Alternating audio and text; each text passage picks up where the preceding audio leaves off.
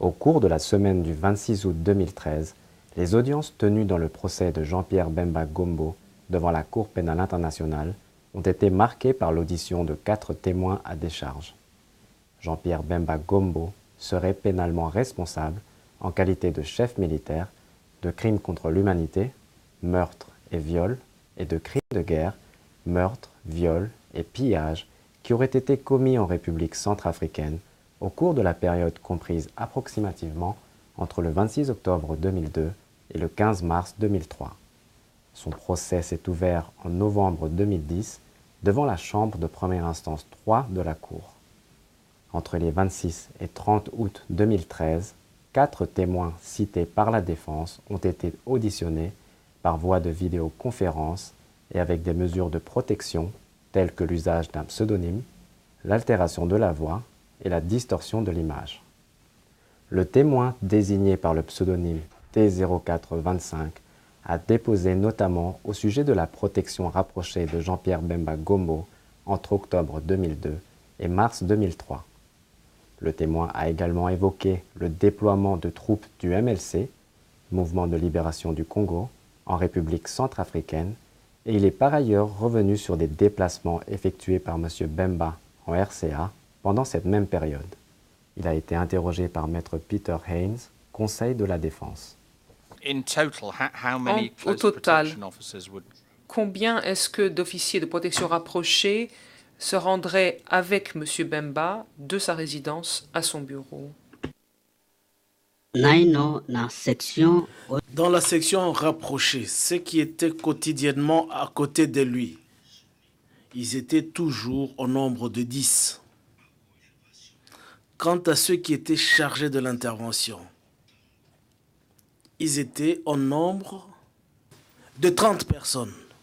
Nous avons parlé d'une unité militaire du MLC qui s'était rendue en République centrafricaine en octobre 2002. Est-ce que vous vous souvenez que nous avons parlé de cela?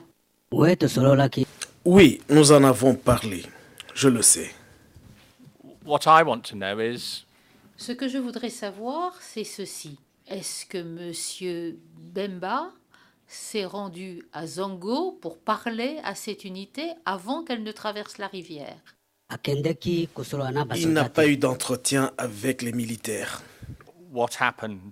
Que s'est-il passé pendant le moment où M. Bemba était au PK12?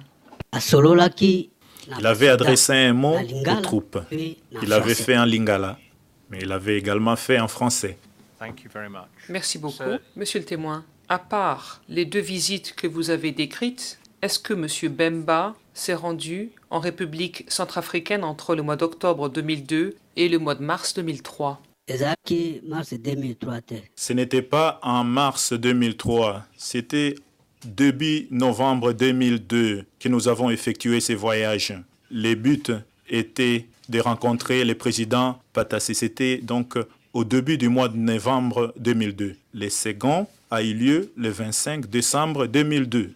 Le témoin D0425 a par la suite répondu aux questions du bureau du procureur.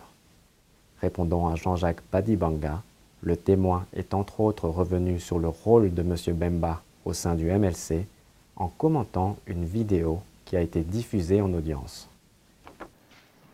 M. Bemba vous répond à la fin de ce petit reportage, là où nous avons arrêté.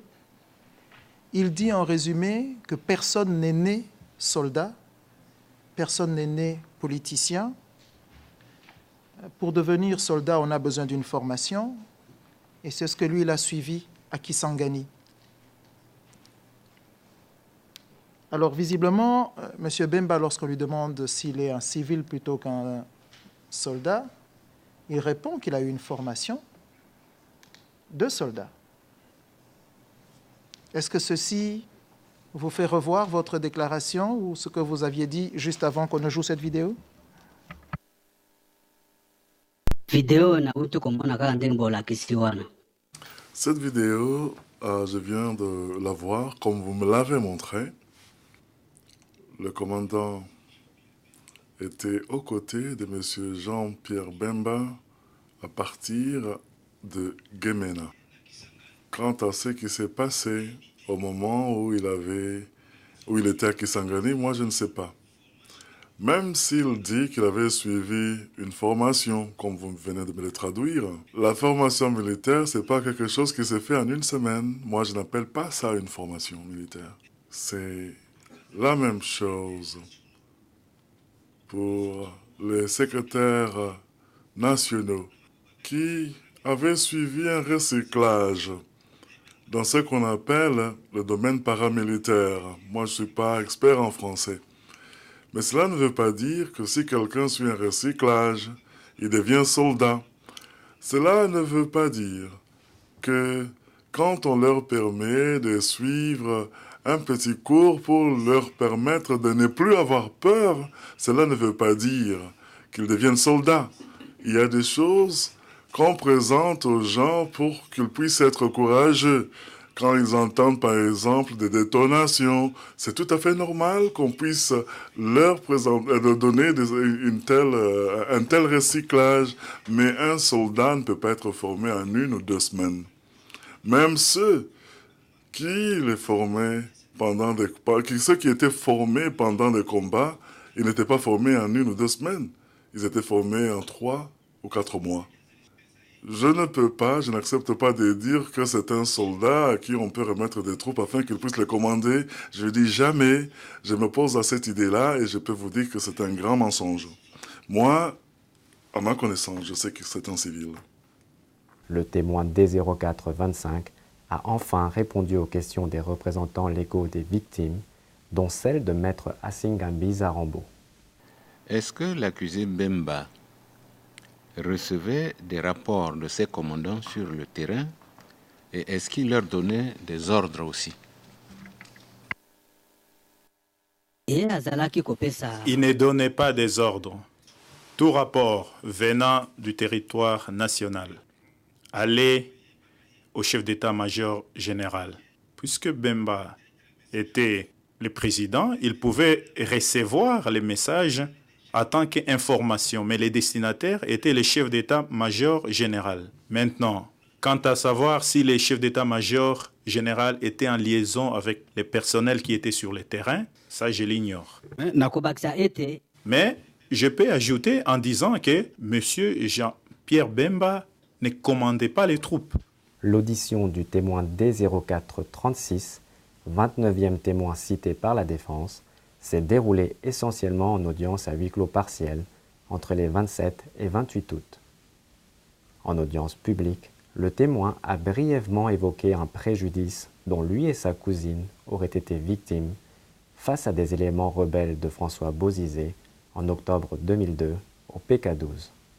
Il a répondu aux questions de Maître Haynes pour la défense. Et pour quelle raison avez-vous accepté de raconter à la cour ce qui s'est passé pour vous et pour votre cousine, ce qui a été fait par les troupes de Bozizé? Merci. Je m'attendais à ces bons moments pour que je sois libéré. Il y a aussi longtemps que j'étais condamné à moi-même de tout ce qui s'est passé.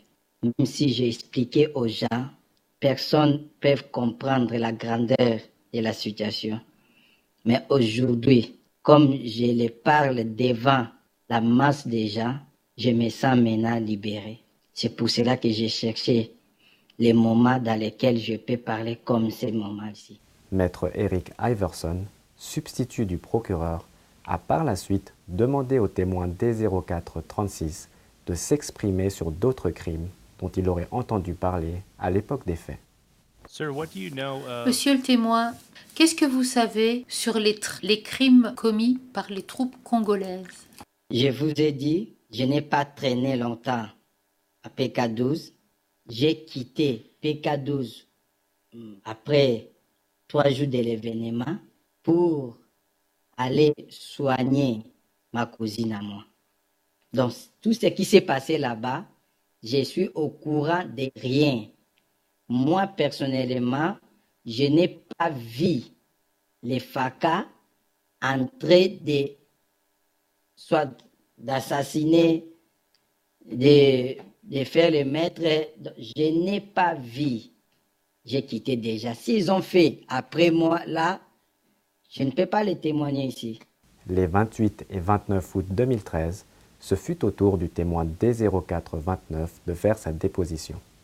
Le témoin a notamment déclaré avoir été victime d'un passage à tabac et que sa femme avait été victime de viol par des éléments rebelles menés par le général François Bozizé en octobre 2002 à Bangui. Il a été interrogé par maître Peter Haynes pour le compte de la défense.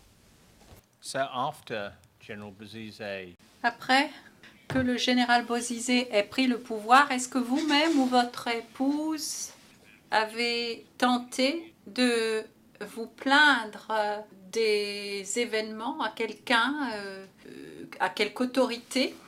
Non, mais seulement on a eu à discuter, à en parler en famille, au sein de nos familles respectives, c'est-à-dire la famille de madame et ma famille, ma propre famille.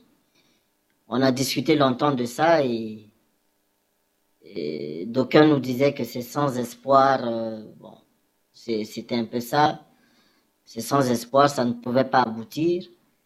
Jusqu'au jour où on a appris que non, bon, on faisait le procès, mais c'était en Europe qu'on a organisé le procès et que les gens pouvaient témoigner. Bon, à ce moment-là, nous, on n'avait aucune idée sur la cour. On ne savait même pas comment on arrivait là, quoi. C'est ça. Répondant ensuite aux questions de l'accusation, représenté par maître Shkelzen Zeneli, le témoin D0429 a notamment déposé au sujet d'éventuels crimes commis en RCA par d'autres troupes à la période des faits. S'agissant d'exactions commises par des forces du MLC, le témoin a indiqué en avoir entendu parler par le biais de la radio ou encore du bouche à oreille.